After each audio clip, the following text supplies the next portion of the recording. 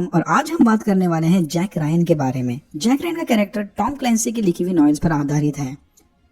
ये नॉवेल्स इतनी हिट हो गई कि बाद में इसका अपना खुद का यूनिवर्स बन गया, like Marvel cinematic universe, DC cinematic universe. उसी तरह जैक रायन का अपना खुद का रायन वर्स। इस नॉवेल के हिट होने का सबसे बड़ा कारण है जैक रायन का कैरेक्टर।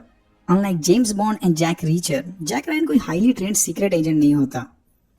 ये होता है सीआईए के ऑफिस में डेस्क जॉब करने वाला एक आम एनालिस्ट जो एक्सीडेंटल हीरो बन जाता है। सारे ऑफिस जॉब करने वाले ऑडियंस इससे रिलेट करते हैं और उनको लगता है कि अगर ये हीरो बन सकता है तो हम भी हीरो बन सकते हैं। बट बाद में हमें पता चलता है कि जैक एक्चुअली एक फॉर्मर यूएस मरीन है। वो हाईली ट्रेंड तो नहीं है बट उसके पास लड़ाई का काफी एक्सपीरियंस है और फिर सारे ऑफिस जॉब करने वालों के हीरो बनने का सपना टूट जाता है। सो सीआईए एनालिस्ट मतलब क्या? बेसिकली इसका काम होता है सीआईए के सस्पिशियस क्रिमिनल्स और टेररिस्ट पर नजर रखना, उनके खिलाफ इंफॉर्मेशन यानी डेटा इकट्ठा करना और बाद में उस डेटा को एनालाइज करके अपने सीनियर्स को रिपोर्ट करना। ये हो गया बेसिक कैरेक्टर इंट्रोडक्शन। अब चलते हैं अमेजॉन प्राइम वीडियो के जैक रायन की तरफ। जैक रायन को पता चलता है कि सुलेमान नाम का एक पोटेंशियल टेररिस्ट यमन में बैठ के ढेर सारे पैसे की हेराफेरी कर रहा है। जैक को लगता है कि ये लोग कुछ बड़ा प्लान कर रहे हैं और वो जाके ये रिपोर्ट अपने सीनियर को दे देता है। सीआईए फिर यमन गवर्नमेंट के साथ मिलकर इसकी छानबीन करने लगते हैं और एक बंदे को पकड़ लेते हैं उससे पूछताछ करने, क्योंकि जैक इनके ऊपर काफी रिसर्च कर चुका होता है और इसको इनके फाइनेंशियल डिटेल्स के बारे में सब पता होता है। सीआईए वाले जैक को उठाकर यमन ले जाते हैं। जैक फिर यमन जाकर अपनी पूछताछ शुरू करता है बट तभी सुलेमान के आदमी इनके सीक्रेट बेस पर हमला कर देते हैं और उस बंदे को वहां से छुड़ा के ले जाते हैं। जैक किसी तरह अपना प्रेजेंस ऑफ माइंड यूज करके बच जाता है और यहाँ इसे पता चलता है कि जिस बंदे की वो पूछताछ कर रहा था वही सुलेमान है। जैक और उसकी टीम फिर सुलेमान के भाई को ढूंढ लेते हैं बट इससे पहले कि वो सुलेमान के प्लान के बारे में कुछ बताए वो इनके हाथों मारा जाता है।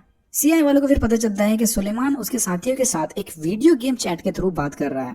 ये लोग भी फिर सेम चैटिंग ऐप यूज करके सुलेमान को कांटेक्ट करते हैं। सुलेमान समझ जाता है कि इस चैटिंग के पीछे जैक रायन का हाथ है और फिर वो उसे धमकी देता है कि मैं तुझे ढूंढकर मार दूंगा। बट जैक रायन फिर उसे बोलता है कि इससे पहले कि तू मुझे ढूंढे मैं हनीन को ढूंढ लूंगा, मुझे पता है कि वो तुझे छोड़ के भाग गई है। इसके बाद पैनिक होकर सुलेमान चैटिंग क्लोज कर देता है। सारे लोग कंफ्यूज हो जाते हैं कि ये हनीन कौन है। जैक फिर सबको बताता है कि तुर्किश रिफ्यूजी कैंप में हनीन नाम की एक औरत है जो बता रही है कि वो सुलेमान की बीवी है और वो उसे छोड़ के भाग आई है। अब उसे कंफर्म हो गया है कि वो औरत वाकई में सच बोल रही थी। सीआईए को फिर पता चलता है कि 6 महीने पहले सुलेमान ने लाइबेरिया से एक बॉडी यानी लाश अजरबैजान लाई थी। ये कोई आम लाश नहीं होती, ये होती है एक इबोला पेशेंट की लाश। सुलेमान इसकी मदद से एक इबोला वायरस अटैक करने वाला होता है। हनीन की मदद से फिर सीआईए वाले सुलेमान के खुफिया अड्डे का पता लगा लेते हैं और उस पर हमला कर देते हैं।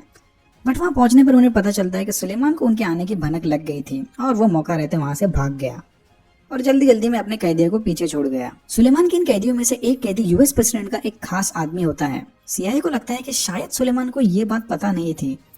सीआईए फिर इस स्पेशल कैदी को वापस अमेरिका ले आती है और प्रेसिडेंट साहब टीवी पर अपनी जीत का ऐलान कर देते हैं। बट वेट, सुलेमान के घर से मिले सबूत की मदद से इन्हें पता चलता है कि सुलेमान जानता था कि ये बंदा प्रेसिडेंट का खास आदमी है और फिर इन्हें क्लिक होता है कि ओह शिट, ये सब सुलेमान के प्लान का ही हिस्सा था। उसने इस आदमी को इबोला का चलता फिरता हथियार बनाकर प्रेसिडेंट तक पहुंचा दिया and now the president is affected.